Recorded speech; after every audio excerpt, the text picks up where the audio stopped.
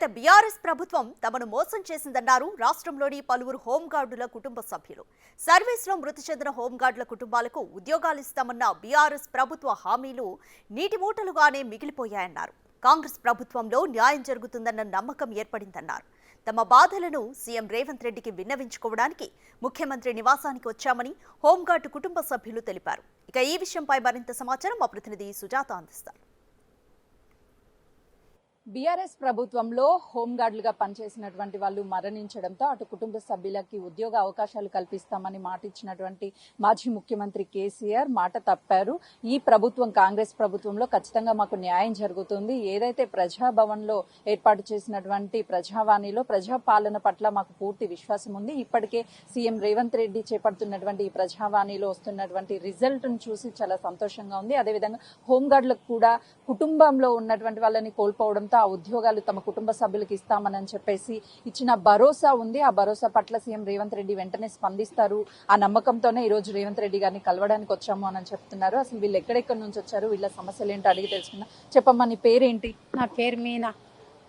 మా 10 ఏళ్ళ నుంచి వస్తేనే జాబు మస్తు జాగలు తిరిగాను జాగానే కాదు, ఇస్తారు. ఎక్కడ పోయినా సారు వస్తుందమ్మా మీకు వస్తుందే అని చెప్పిండు, కానీ మాత్రం ఒక్క రోజన్నా మాకు అది ఎప్పుడు రేవంత్ రెడ్డి వచ్చిండని మాకు కొంచెం ఆశ కలిగింది.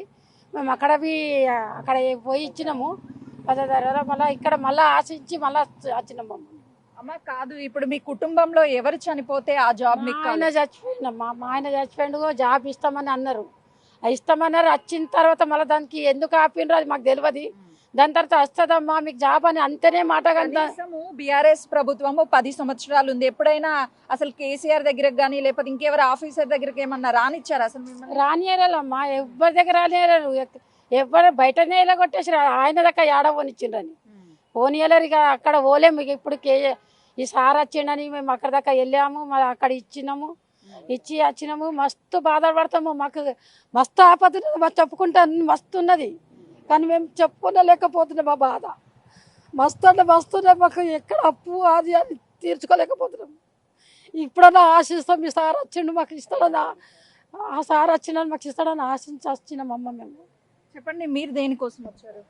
మేము కూడా మా ఫాదర్ ఎక్స్పైర్ అయ్యారు 2022లో. ఆన్ డ్యూటీలో హార్ట్ వచ్చింది. మేమిద్దరం ఆడపిల్లలము. ఇప్పటికైనా రేవంత్ రెడ్డి సార్ కనీసం హోంగార్డులు అందరినీ బాగు చేస్తారని మేము అనుకుంటున్నాము. 100% నమ్మకం ఉంది. సార్ చేస్తారని అయితే పక్కా ఉంది మాకైతే. సార్ చేయాలని కోరుకుంటున్నాము. నేను ఇంటర్ కంప్లీట్ చేశాను. నా ఏజ్ 22. చెప్పండి అన్న, ఇప్పటికే అటు కుటుంబ సభ్యులను కోల్పోవడంతో పాటు కుటుంబాన్ని పోషించాలంటే ఖచ్చితంగా ఉద్యోగాలు కూడా ఉండాలి. మరి ఏంటి ఇప్పుడు పరిస్థితి? ఇంతకుముందు ఉమ్మడి రాష్ట్రంలో కారుణ్యమాల కింద హోంగార్డులు కానీ వాళ్ళకు ఉద్యోగ అవకాశాలు కల్పించడం, వారి కుటుంబ సభ్యులకు ఉద్యోగ అవకాశాలు కల్పించడం జరిగింది. కానీ తెలంగాణ గవర్నమెంట్ ఏర్పడినాక ఈ జీవోని హోల్డ్లో పెట్టడం వల్ల ఈ ఉద్యోగాలు దగ్గర 1800 ఉద్యోగాలు హోల్డ్లో పడిపోయినాయి. పాపం అసలే హోంగార్డ్ ఉద్యోగాలు అంటేనే చాలని జీతాలతో రోడ్ల పడి చేయాలా వద్దా అనే కుటుంబ పోషణను భరించుకుంటూ ట్రాఫిక్లో కానీ ఆఫీసర్ల ఇండ్లలో కానీ ఆఫీసులలో పని చేసుకుంటూ చాలని జీతాలతో కుటుంబాలను పోషిస్తుంటే వారి యొక్క మరణిస్తే ఆన్ డ్యూటీలో మరణించినా కానీ వాళ్ళ యొక్క కుటుంబాలకు కనీసం బెనిఫిట్స్ లేకుండా పోతున్నాయి. పాపం వాళ్ళ కుటుంబాలకు ఆరోగ్య భద్రత కూడా లేకుండా పోతుంది.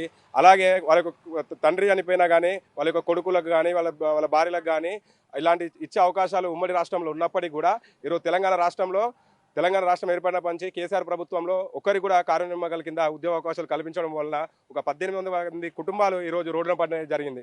అదేవిధంగా మనం ఈరోజు చూసుకుంటే తెలంగాణ మొన్న కొత్త ప్రభుత్వం రేవంత్ రెడ్డి గారి యొక్క ప్రభుత్వం వచ్చినప్పటి నుంచి ప్రజాపాలన దరఖాస్తుల ద్వారా కానీ మేము అనేక కార్యనిర్వాహకాలు మాకు నియమించాలని చెప్పేసి దరఖాస్తులు ఇవ్వడం జరుగుతుంది. మాకు చాలా ఆశ ఉంది. ఈ కార్యక్రమ నియామకాలను మాకు రిలీజ్ చేసి మాకు కుటుంబాలను ఆదుకుంటాడని మేము కోరుకుంటున్నాం. చెప్పండి, ఏంటి అసలుకి మీ పరిస్థితి ఏంటి? అసలు ఆయన చనిపోయిండు 2022లో చనిపోయిండు. అప్పటి నుంచి రోడ్డున పడే పరిస్థితిలో ఉన్నాం. మా ఆయన కోసం 25 lakhs వరకు నేను ఖర్చు పెట్టిన, కనీసం హెల్త్ కార్డు కూడా లేదు.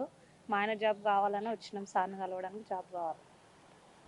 చూస్తున్నాం కదా, అయితే ఎవరైతే హోంగార్డులు ఉన్నారో వాళ్ళ కుటుంబ సభ్యుల్లో ఎవరికైనా సరే ఉద్యోగం కల్పించాలి అని చెప్పేసి సీఎం రేవంత్ రెడ్డి గారిని కలవడానికి వచ్చాము. అదేవిధంగా ప్రజాపాలనలో కూడా దరఖాస్తులు అయితే మాత్రం ఇచ్చామని చెప్తున్నారు. చెప్పమ్మా, మీరు ఎక్కడి నుంచి వచ్చారు?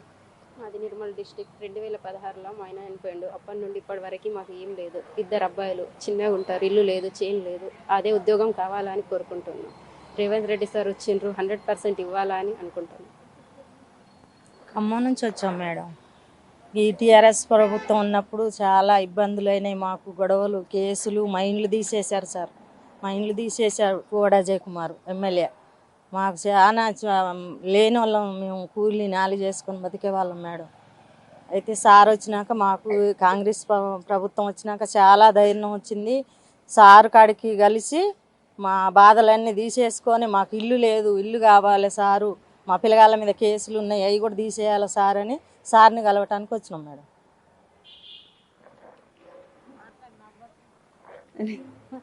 చూస్తున్నాం కదా. అయితే హోంగార్డులకి సంబంధించినటువంటి ఉద్యోగాలను వెంటనే భర్తీ చేయాలి, మా కుటుంబాలని ఆదుకోవాలి అని చెప్పేసి అన్ని జిల్లాలలో నుంచి ఆ బాధితులు అయితే మాత్రం ఈరోజు సీఎం రేవంత్ రెడ్డిని కలవడానికి వచ్చారు. ఎందుకంటే ఒకవైపు ప్రజాపాలన అనేది కేవలం ప్రజావాణిలోనే కాదు, తన ఇంటి ముందు కూడా వచ్చినటువంటి ప్రతి ఒక్కరిని వాళ్ళ సమస్యలను అడిగి తెలుసుకొని పరిష్కార మార్గాలు చూపెడుతున్నటువంటి పరిస్థితి ఇక్కడ ఉందనే చెప్పుకోవచ్చు. కెమెరామెన్ శ్రీకాంత్తో సుజాత, హైదరాబాద్.